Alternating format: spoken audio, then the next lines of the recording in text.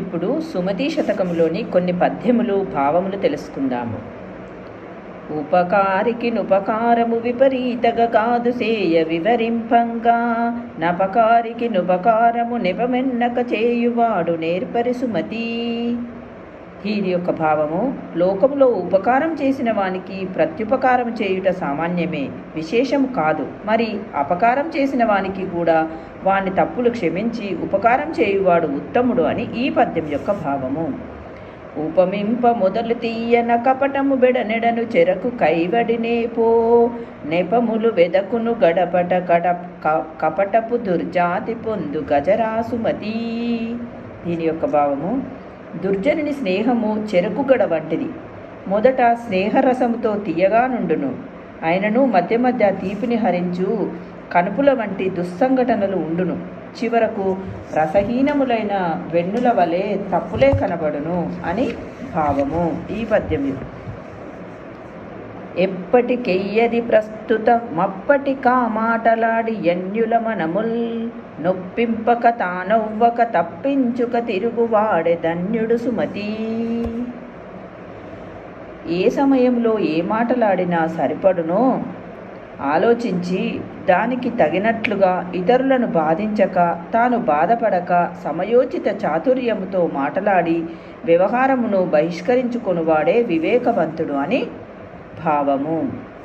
ఎప్పుడు దప్పులు వెదకెడు నప్పు ఋషిని కొల్వగూడదది ఎట్లన్నన్, సప్పంబు పడగ నీడను గప్పవసించడి విధంబు గదరాసుమతి. దీని యొక్క భావము, చేయుచున్న పనిలో ఎప్పుడు నువ్వు మంచిని గ్రహించక తప్పులే వెదకు నైజం గల యజమానిని సేవింపరాదు. ఆ సేవ ఒక కప్ప పాము పడగనీడను నివసించినట్లు నిత్య ప్రమాదములతో కూడియుండును అని భావము. ఎప్పుడు సంపద గలిగిన నప్పుడు బంధువులు వత్తురది ఎట్లన్నన్, దెప్పలుగా చెరువు నిండిన కప్పలు 10,000 చేరు గదరాసుమతి. దీని యొక్క భావము, చెరువు నీటితో నిండుగానున్నప్పుడు 10,000 కప్పలు అక్కడికి చేరునట్లు మనకు సంపదలు కలిగి ఇల్లు నిండుగానున్నచో బంధువులు 10,000 మంది వచ్చెదరు అని ఈ పద్యం యొక్క భావము. ఎప్పుడైనా నువ్వు సంపద కలిగినప్పుడే బంధువులు వస్తారు, కానీ ఆపదలో ఉన్నప్పుడు ఎవరూ రారని ఈ పద్యం యొక్క భావము. ఏరకుమి కసుఘాయలు దూరకుమి బంధుజనుల దోషము సుమ్మి, పారకుమి రణమందున మీరకుమి గురువులాజ్ఞ మేదిని సుమతి. భూలోకంలో పండని పచ్చికాయలు ఎంచుకొనవద్దు, చుట్టాలను దూరకుమి నిందించవద్దు, యుద్ధములో పిరికితనముతో పారిపోవద్దు, పెద్దల ఆజ్ఞను దాటవద్దు, ఇవన్నీ పాపహేతువులు సుమా అని ఈ పద్యం యొక్క భావము. ఒక యూరికి నొక కరణము నొక తీర్పరి అయిన ఘాక యుగితర చైనన్, గకవికలు ఘాకయందుని సకలంబును గొట్టువడక సహజము సుమతి.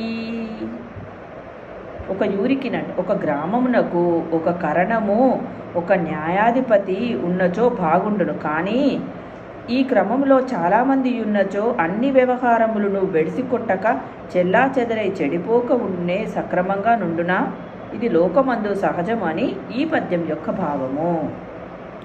ఒల్లని సతి నొల్లని పతి నొల్లని చెలి కాని విడువ నొల్లని వాడే, గొల్లండుగా కదరలో గొల్లండును గొల్లడవునే గుణమున సుమతి. ఒల్లని తన్నిష్టపడని భార్యను, ఒల్లని రాజును, ఒల్లని స్నేహితుని విలువ విడుచుటకిష్టపడని వాడే వివేకము లేనివాడు, కానీ భూమిలో గుణమును బట్టి చూచినచో గొల్లకులములో పుట్టినంత మాత్రమున తెలివిలేనివాడు అగునా అని ఈ పద్యం యొక్క భావము. ఓడల బండ్లును వచ్చును ఓడలు నా బండ్ల మీద నొప్పుగా వచ్చున్, ఓడలు బండ్లును వలనే వాడంబడు కలిమిలేమి వసుధను సుమతి. నీరు లేని చోట పడవలు నడవవు, నీరున్న చోట అనగా నీటి మీద బండ్లు నడవవు. నీటిపై 10 మందిని దాటించు పడవ భూమార్గమున పరాపేక్షతో బండి నెక్కవలసి వచ్చును.